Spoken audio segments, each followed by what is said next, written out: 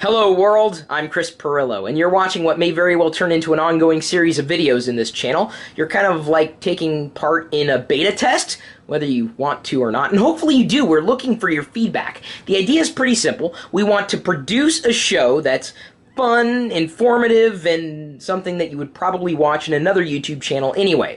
We just want to be the ones to help you connect with that part of your geek lifestyle. I've talked about wanting to expand my team and doing more videos like this and need your help. Not just your feedback, but when you become a patron, you're helping me do things like this show. So this week, we're going to do a different show every weekday and hopefully be able to build up to doing it every weekday again.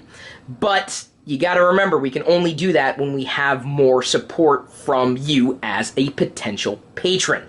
Keep that in mind. We plan on covering Apple news, Google news, gadget news, geek entertainment news. Anything geeky and nerdy can pretty much be covered, but each particular program, as uploaded at a different day or a different time, would be about one particular general topic or specific topic. Okay, that may not have made any sense. Either way, watch what you see here, give us feedback, but don't just watch one of these videos, watch every one of them in the beta test. And now I'm going to turn it over to a new part of my team. Oh, hello, the internet. Welcome to OMG, the show that has no official name yet. No idea. The acronym is OMG, but we don't know what it means just yet. Anyway, I'm John, and over there is my buddy, my pal. I just want to caress him and rub his little head. Okay, all right. Hi, I'm Brian. Nice to meet you. That's Brian. Today, we're here with a brand new show to deliver you some newsy news of today. What happened today, Brian? WWDC. That's what happened today. And we have a short amount of time to give you the information. So, I think Chris is going to tell us how much time we have. Chris, how much time do we have?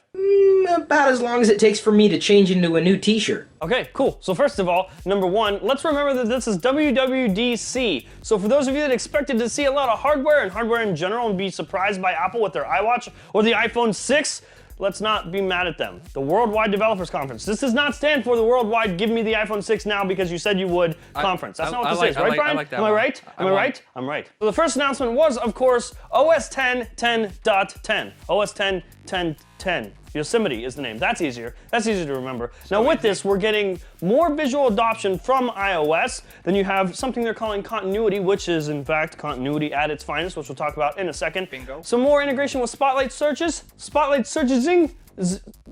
Spotlight. Wow, that was impressive. You get stuff. I think what stuck out the most to me, and I guess to us, because Brian's involved here, would have to be the continuity, because that is amazing. Really, and I think that will get even better as time goes on, as long as Apple doesn't f it up. I really like it. I like the idea. And just, okay, the number one thing here that they demonstrated was answering phone calls. You can answer a phone call, not only answer one, but call the peoples from your Mac. Do you hear the whistle? My ass was like, shh. So when your phone rings, a notification literally pops up on your Mac and you can answer it and use your Mac as a speakerphone.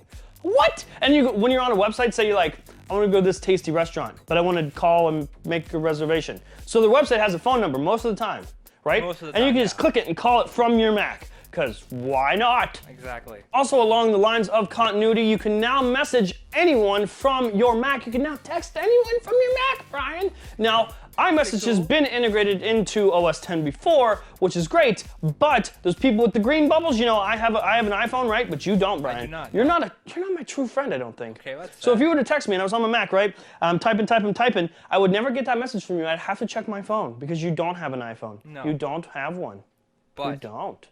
But now, with your Mac, that message from Brian to me will then get relayed from my phone to messaging on the Mac. So then I could then text him back, just reply there, it'll get relayed to my phone and sent to him. There you go. Continuity. Cool. And now, of course, we're going to move our attention to iOS 8. Now, in the keynote, this started out with Tim Cook taking the stage, walking over with his little feet and opening his mouth with his funny little accent, and pretty much bashing Android right away, giving us some facts about Android and some facts about iOS. I don't want to debate them. I don't really care either way.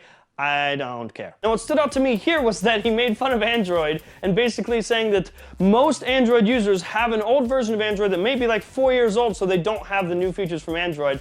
And then they went on to announce some new features with iOS that we saw 4 years ago. and Android. Now, first off in this category, I think would have to be active notifications, which look really freaking cool and really useful. So let's say Brian, right? You're Brian? That's you want me. to text me. So you text me, and then instead of actually clicking on that notification, tapping the notification, be taken to my messages, and then having to reply, I can just tap it. It then will bring down the option to reply, and I can send it right there without actually having to switch to the application itself, which is really freaking, I welcome that. Like, That's here's neat, my yeah. arms, right? I'm hugging it. All right. I'm just bringing it in. Weird. Speaking of that notification center, if you swipe down, you can now get active widgets from within the notification center, which I think is okay. I think it's okay. Now, I realize they wouldn't possibly want to be accused of completely copying Android when it comes to widgets, because that would be stupid. So basically, you swipe down that notification center and you get some widgets. Now, what I wish they would have done was taken some ideas from Android, right? If you're going to have those widgets, allow us to swipe back and forth between screens, because currently it looks like you just have to keep swiping, or like scrolling up and up and up, and then you just get a long list of widgets, and it just reminds me of a long ass roll of toilet paper with a bunch of shit just slid all the way down. That's too much. They've also made some keyboard improvements, that being what they're calling quick type. So basically it's going to predict what you type before you type it, so you don't have to type it. Do you see? Because we are becoming very lazy, and now these keyboards are literally just going to type for us. That's crazy. Not only will it predict the words you're going to use, but it will learn your speech pattern with certain peoples, so then it can predict what you might say to that peoples. Do you understand? Yeah. So I talk to Brian completely different than I might talk to my aunt. Just an example. Like I might call Brian a bitch. Wouldn't call my aunt a bitch. Whoa. Now to me, predictive typing seems kind of dangerous. Like, I don't think I wanted to learn how I talk and try to imitate the way I talk. To me, that's scary. But they do say it's secure, that no one's going to figure out the way you talk, and that's pretty good. At least until, of course, we find out a month later that Apple released it to the NSA, and now everyone knows that John calls Brian a bitch. Me. It'll also try to predict your response based on a message that was sent to you. So let's say Brian asked me if I want to go to lunch. He's like, hey John, would you like to go to lunch with me and eat some foods? And then the keyboard will either say yes, no, or something along the lines of, shut up. I don't know right now, or something. I'm not sure. Something. Literally, it's just taking away the reason for me to use my fingers and stress them so hard by typing on my keyboard. I like it.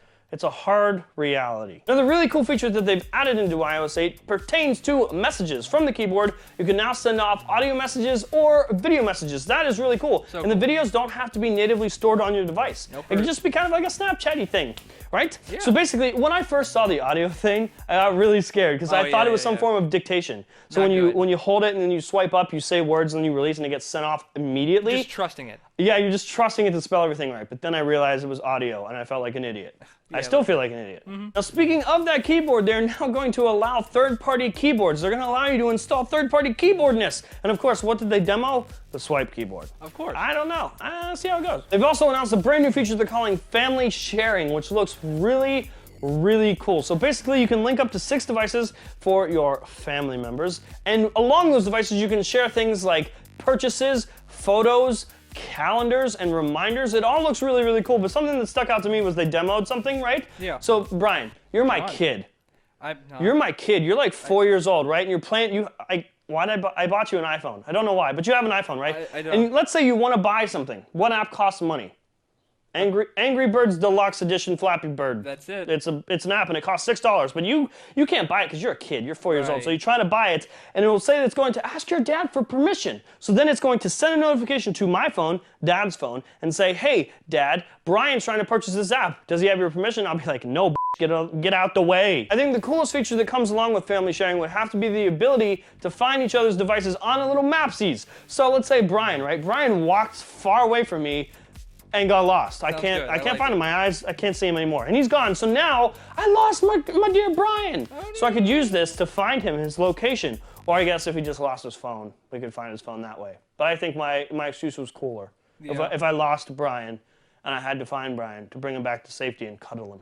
You're scaring me a lot. Siri also got to see some new improvements. Number one, I think, would have to be when she's plugged in, you can just say, hey Siri. So let's say you're in the car. You don't want to pick up your phone and then crash and like hit an ice cream truck and kill all the ice cream inside. So instead you can just say, hey Siri, and she'll activate and listen to your words along with that. So let's say you're listening to a song in your car. When she activates, hey Siri, she's listening, and she hears a song, she will activate Shazam and tell you what song you're hearing, and then from there you can actually opt into purchasing that song from iTunes.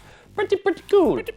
Now, something I actually noticed while they were talking about Siri, which is almost cringeworthy for me, was that the room was completely silent. Usually when they talked about new stuff, everyone's like, yay, new stuff. Yay, come on the stage, Tim, not Steve Jobs. Cook, we want to hear your words. But not for Siri. Everyone was silent. And I think that's very, very telling. Why was everyone silent? Well, let's bring in Chris to demonstrate why people might not have cared so much about Siri. Get Diana a strawberry. Here's the contact info for Diana Pirillo. No, my wife is not a strawberry. Now, of course, this is WWDC for developers, so they had to talk about some developer stuff. But here's the funny thing. We're not developers. No. So we're going to give you the stuff that we understood. Number one would have to be Swift, their new programming language. Basically, we used to use Objective-C to program applications for these devices, and now Apple says, nope, here's a new one. They just made one up because Pretty cool. Why not? It is really cool, especially from the demos that I saw. Another one that really stuck out to me was HomeKit. Right? They've released some other stuff for gaming-related stuff, some different SDKs, whatnot, but I think HomeKit really has a really nice potential. So basically, you know there's devices that work in your home that can connect to your iOS device, being like smart thermostats, right? Yes. A garage door opener. Thermostat? Thermostat? Oh, I was thinking of the thermos, the cup that holds like coffee. That'd be sweet. You were thinking of a thermos like with coffee? Oh, or soup. You're wrong. So that about wraps up our recap of this year's WWDC event. That's really hard to say fast. WWDC. Yeah, I guess I did it right there. Say it, yeah. But have no fear, we will be back tomorrow, and tomorrow's episode is all Google related. I'm really excited. We're trying different topics for each day this week. Keep in mind this is the beta week for this series, so we need your feedback. So tell us what you thought in the comment section below. Also, what did you think about WWDC today? Let us know in the comment section below. As well as a name. We need a name. All we got is OMG, so if you can suggest a name for us to use, let us know in the comment section below. But that is it. If you like the show or you learn anything, make sure you hit the subscribe button down below if you haven't already. And keep in mind that your support through Patreon really makes a series like this possible. So by you supporting Chris and his team, it helps him bring people like us on to do things like this. So if you financially support us, things like this can happen, and this face will stay. Hopefully you don't hate it. Hopefully you don't hate it. You can find us on YouTube, Front Page Tech, and on Twitter at Front Page Tech. And until tomorrow, we don't have an outro yet. We don't have one. I love you.